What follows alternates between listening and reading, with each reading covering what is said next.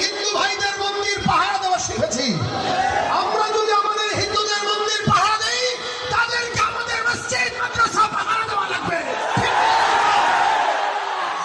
আমরা এদেশে সাম্প্রদায়িকার কথা শুনি, দেখি আমরা অনেক সময় কথাও বলতে শুনি, ধর্ম যার যার উৎসব।